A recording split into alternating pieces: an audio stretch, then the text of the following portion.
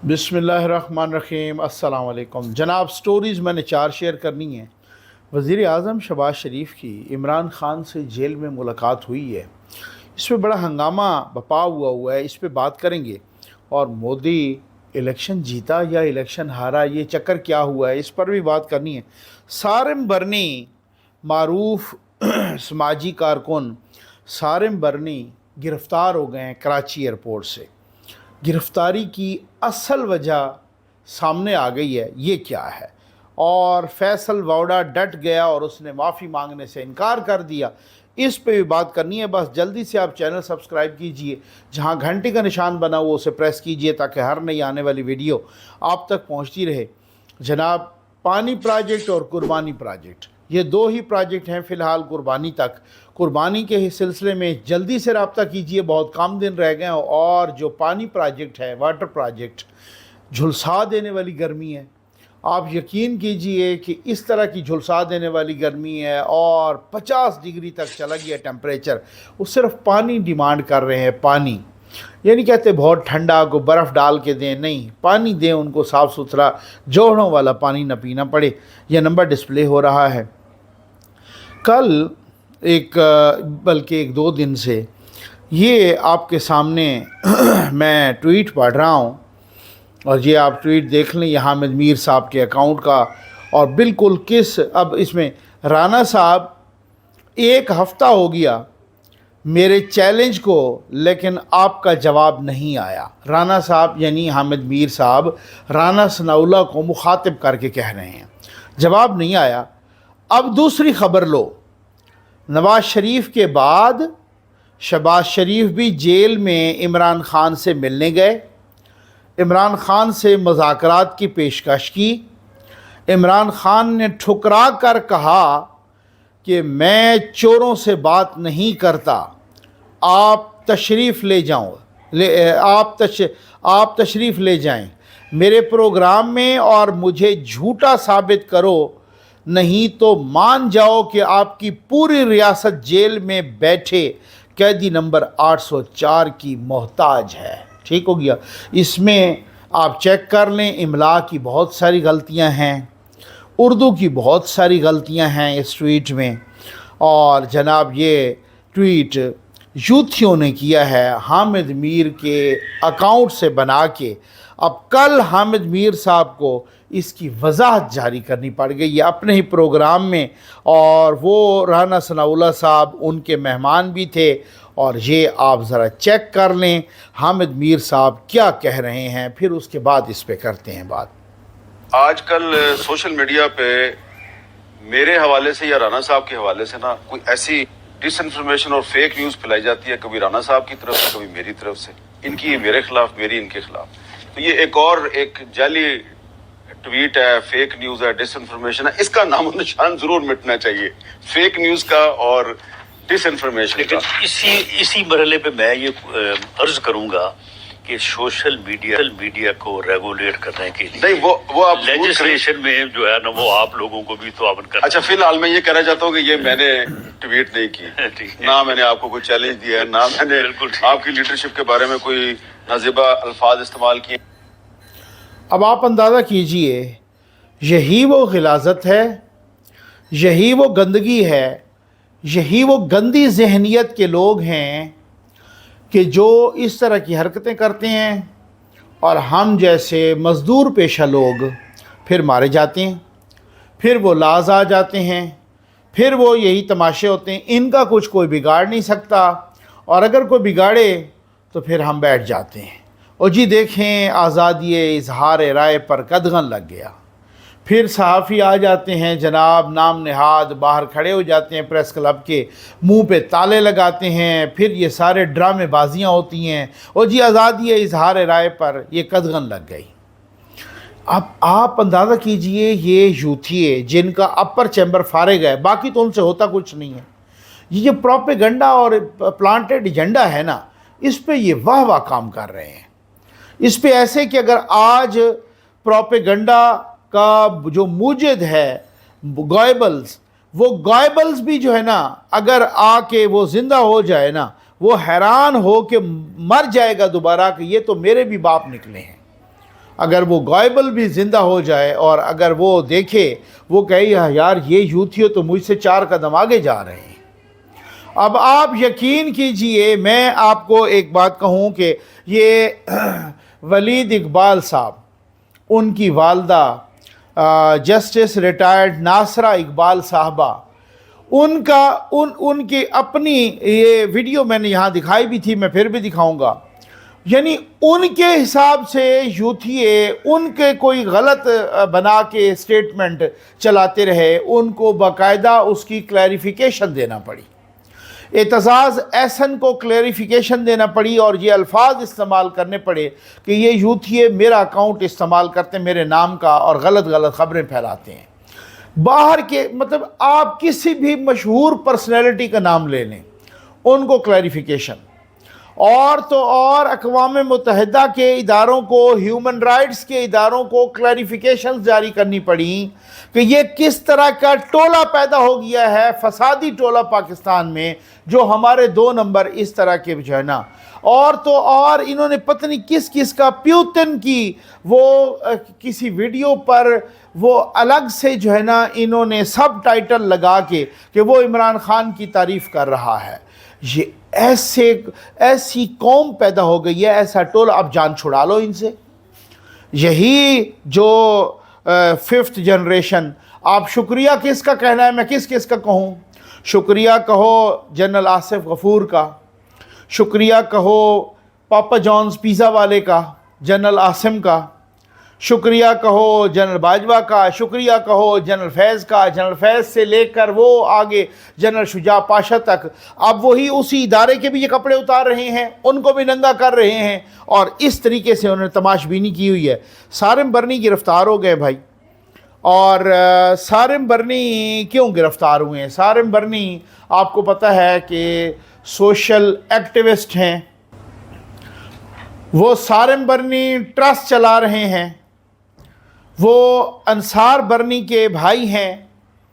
अंसार बरनी का भी अपना ट्रस्ट है, वो पहले अंसार बरनी के ट्रस्ट में काम करते थे, बाद में उनको अपने भाई ने अपने ट्रस्ट से निकाल दिया और बाद में उन्होंने सारिम बरनी ट्रस्ट के हिसाब से अपना सारिम बरनी ट्रस्ट के नाम से उन्होंने एक अपना ट्रस्ट शुरू किया। नो डाउट, मैं ये नहीं कहता, उन्होंने बहुत अच्छे काम भी किए, गरीबों की मदद भी की बहुत सारे हवालों से। अब वो अमेरिका से आ रहे थे और जैसे ही वो कराची एयरपोर्ट पे उन्होंने लैंड किया तो FIA वालों ने उनको गिरफ़्तार कर लिया।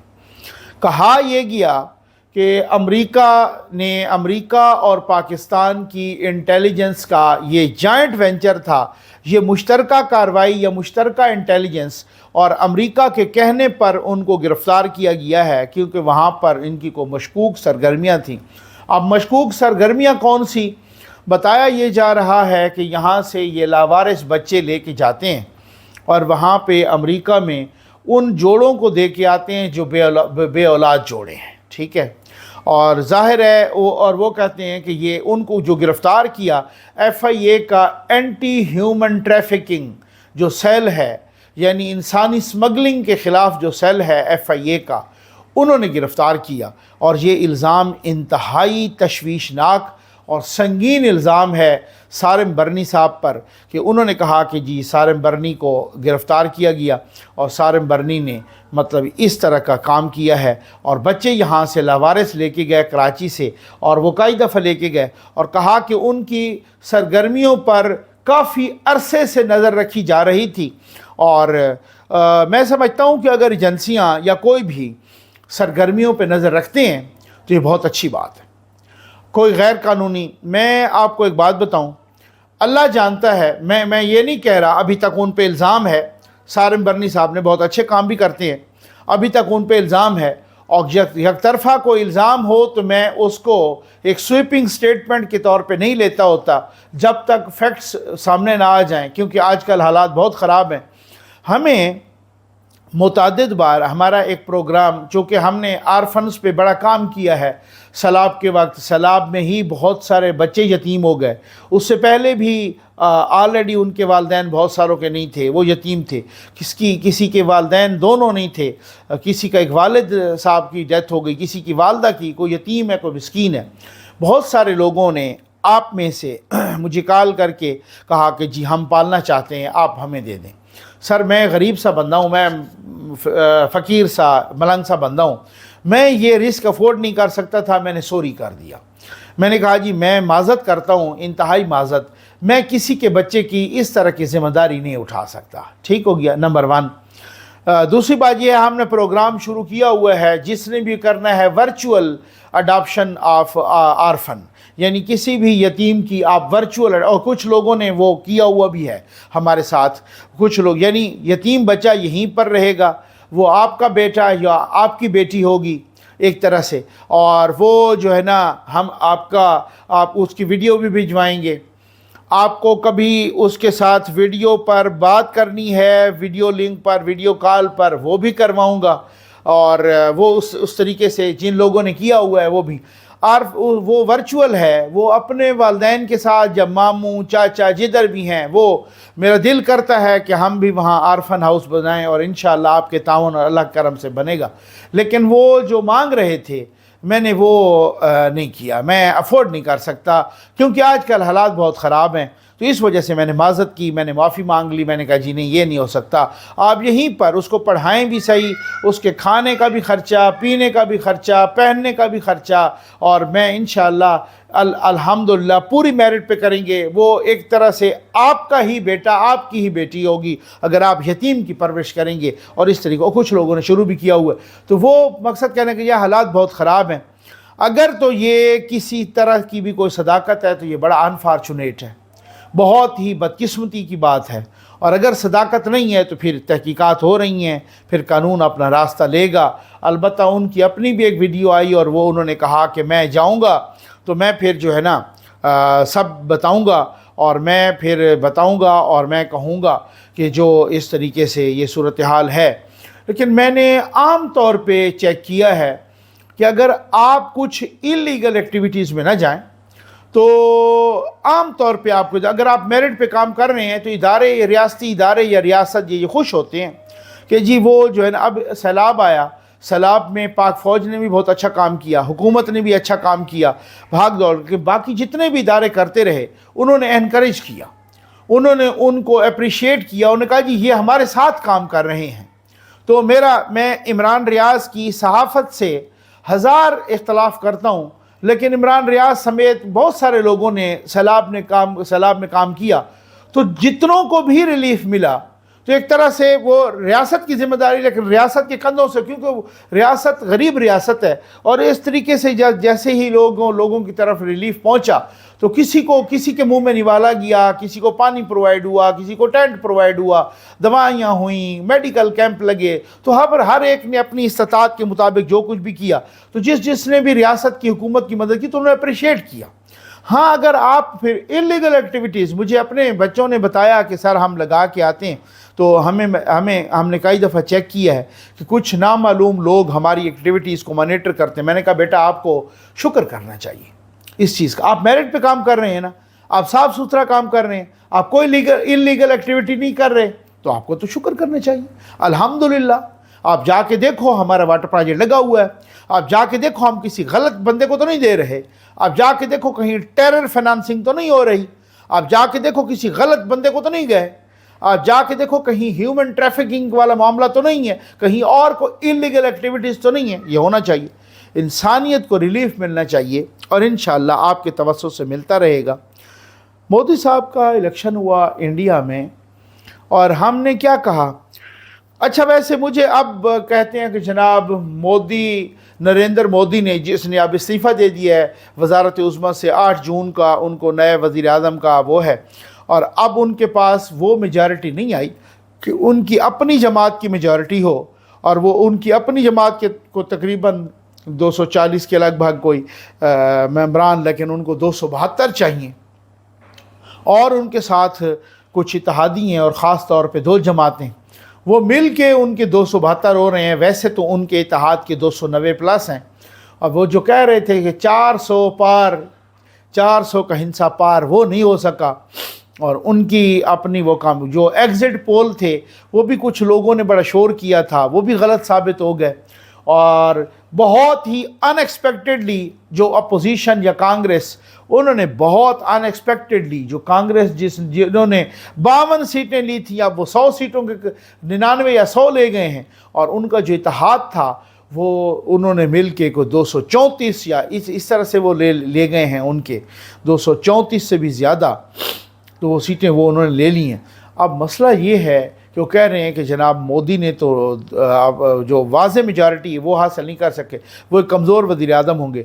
पाकिस्तान में अरस्तू बैठ के बड़ी बड़ी छलांगे लगा रहे हैं। मैं इतना कुछ कहूँगा, मुझे एक दोस्त ने मैसेज किया, ओवरसीज़ पाकिस्तानी है, बहुत समझदार हैं, कहते हैं नकवी साहब पिछली दफ़ा ही मोदी की इतनी आनी थी। अलबत्ता ये जो जनरल बाजवा और इमरान खान ने जो दुआएं मांगी थी ना, इमरान खान की अपनी वीडियो भी थी कि वो दुआ मांग रहे थे कि जी अगर मोदी जीतते हैं तो हमारे लिए बेहतर होगा। ये तो जो दुआएं मांगी थी और जो फैसिलिटेट किया था ना, ये जब अभिनंदन को पाक फ़ौज ने गिराया और खैर से जो है ना इस तरीके से, और वो जो फैसिलिटेशन हुई ना उसकी, और वो अभिनंदन 72 घंटे में वापस गया और मोदी की बल्ले बल्ले हो गई। और उसके बाद 2 महीने बाद इलेक्शन आ गया, 2-3 महीने बाद। तो फिर इसका मतलब ये वही हुआ कि वो फिर जो है ना, बल्कि 2 ही महीने बाद आ गया था। तो उस वक्त उनका ग्राफ बहुत ऊपर गया था। मकसद कहने का ये है कि पिछली दफ़ा भी ऐसे ही होता। अब अगर और बड़ी छलांगें लगाई जा रही हैं, जैसे राहुल गांधी तो तुम्हारा मामा लगता हो। अब सीधी सी बात है, मैं तो बड़ी खुली डुली बात करता हूँ।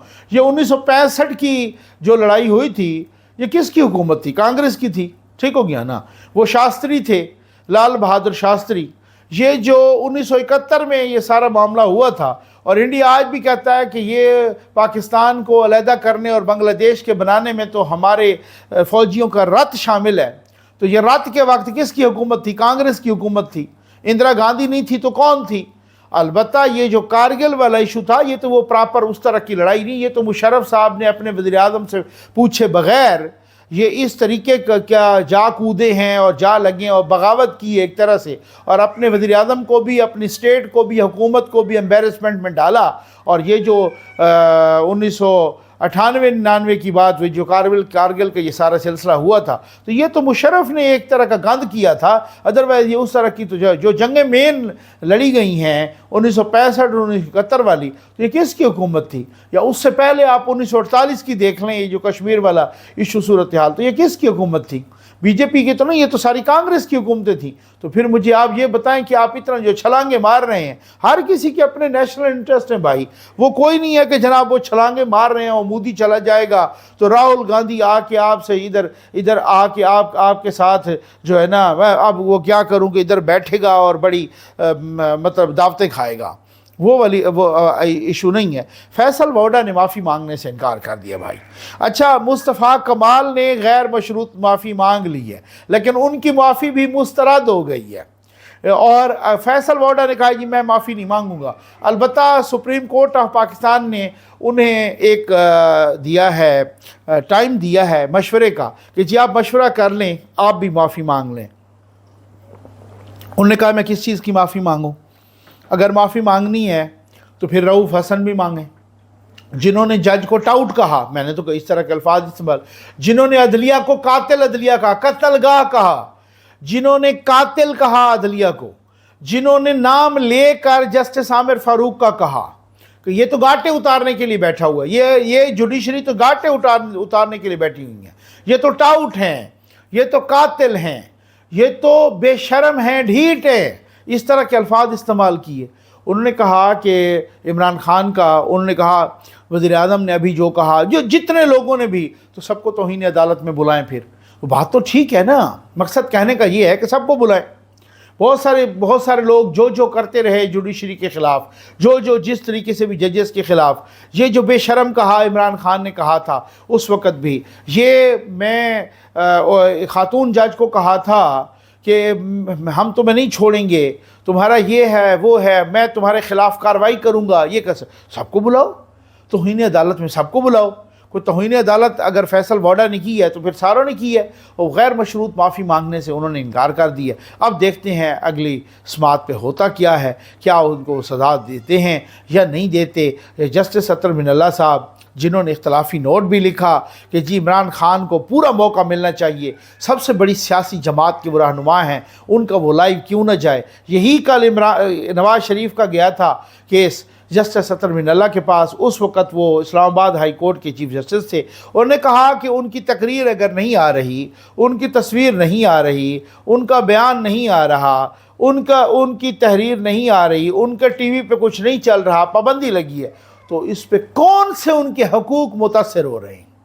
आज वो अडियाला जेल से काला भोंड इमरान खान अपने दोस्त को वो जनाब लाइव कराना चाहता है कि लाइव स्ट्रीमिंग उनकी हो, तो कोई एक स्टैंडर्ड भी है माज़रत के साथ या नहीं। अगर नवाज़ शरीफ की तकरीर पे किसी किस्म के कोई हकूक़ नहीं मुतासर हो रहे थे, तो इमरान खान के हकूक़ कौन से मुतासर हो रहे हैं। उम्मीद है आपको वीडियो पसंद आई होगी। आपका बहुत बहुत शुक्रिया।